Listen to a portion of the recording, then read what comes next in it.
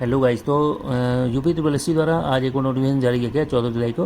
वो है ओटीआर के भरने के संबंध में एक नोटिफिकेशन जारी किया है। उसमें बताया गया कि आयोग द्वारा अभ्यर्थियों की सुविधा हेतु वन टाइम रजिस्ट्रेशन या एक बार की पंजीयन ओटीआर प्रारंभ किए जाने के संबंध में बताया है।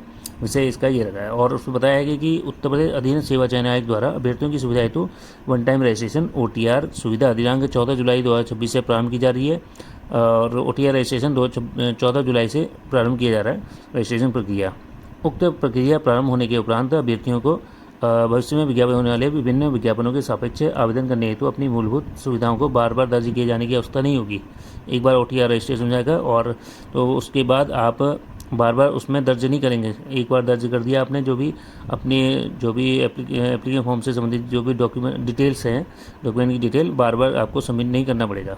फिर उसके बाद बताया है, उसके मुख्य बिंदु बताए हैं आयोग ने ओटीआर के।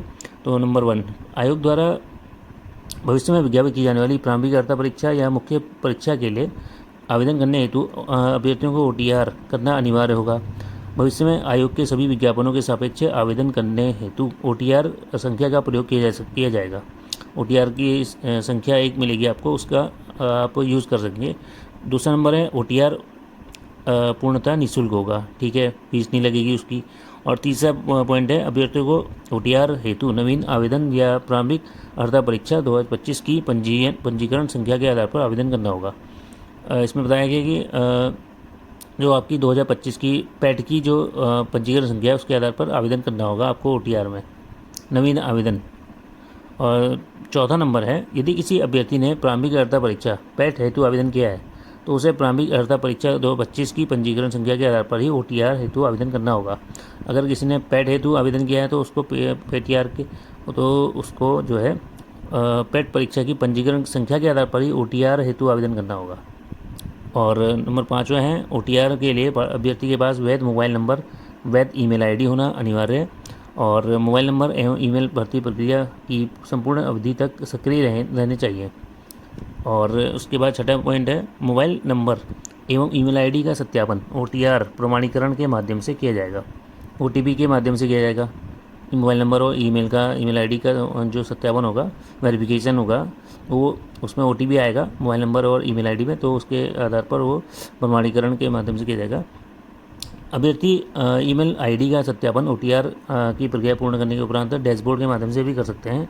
फिर उसमें बताया गया कि 7वां पॉइंट है, अभ्यर्थी को आवेदन पत्र में नाम, जन्मतिथि, पिता या माता का नाम, राज्य, गृह जनपद, हाई स्कूल अर्हता आदि विभिन्न विवरण दर्ज करना होगा तथा स्थायी एवं पताचार हेतु पते का भी उल्लेख करना होगा।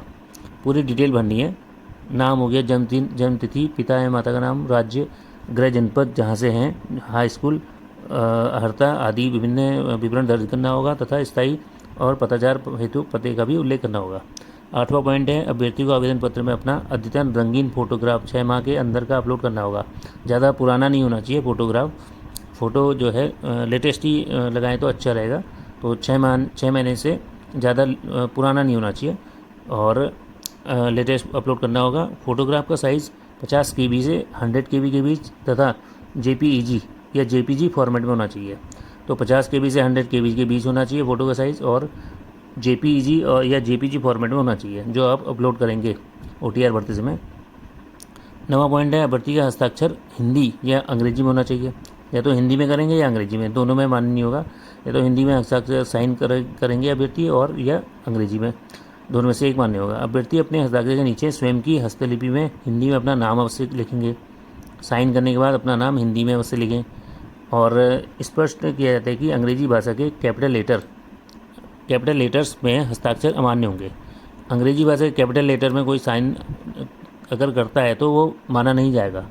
कैपिटल लेटर में किसी के सिग्नेचर होंगे तो उसको आयोग जो है उसको कैंसिल कर देगा, वो मान्य नहीं होंगे बताया है। और हस्ताक्षर का साइज़ भी दिया है 30 KB से 50 KB के बीच तथा JPEG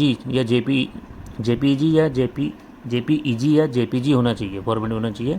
और साइन जो आप करेंगे उसका जो साइज़ होगा 30 KB से 50 KB के बीच होना चाहिए। और 10वां पॉइंट है, ओटीआर हेतु आवेदन में दर्ज की गई समस्त जानकारी सही होनी चाहिए तथा अभिलेखों के उपलब्ध विवरण के अनुसार होनी चाहिए। ओटीआर हेतु आवेदन पत्र को अंतिम रूप से सबमिट करने से पूर्व अभ्यर्थी यह सुनिश्चित कर लें कि उनके द्वारा दर्ज की गई समस्त प्रविष्टियाँ सही हैं और पूर्ण हैं। गलत या असत्य जानकारी दर्ज किए जाने पर आयोग द्वारा आवेदन निरस्त किया जा सकता है। 11 पॉइंट है OTR की पंजीयन संख्या प्राप्त होने के पश्चात अभ्यर्थी द्वारा दर्ज किए गए विवरण में किसी भी प्रकार का संशोधन अनुवन्य नहीं होगा। आयोग ने लिखा है 11 पॉइंट में OTR की पंजीयन संख्या प्राप्त, अगर पंजीयन संख्या प्राप्त हो गई, रजिस्ट्रेशन नंबर आपको मिल गया है, तो उसके पश्चात आप जो है दोबारा से उसको उसमें जो कोई आपने डिटेल डाली है, डॉक्यूमेंट की डिटेल डाली है, तो आप संशोधन नहीं कर सकते हैं। 12वां पॉइंट है प्रत्येक अभ्यर्थी को केवल एक OTR संख्या धारित करने की अनुमति है। प्रत्येक अभ्यर्थी को एक OTR नंबर मिलेगा। एक से अधिक OTR संख्या धारित करने की स्थिति में आयोग द्वारा अभ्यर्थन निरस्त किया जा सकता है। 13 पॉइंट है अभ्यर्थी अपने लॉगिन विवरण की गोपनीयता बनाए रखने के लिए स्वयं उत्तरदायी होंगे। पंजीयन संख्या के दुरुपयोग की स्थिति में आयोग उत्तरदायी नहीं होगा।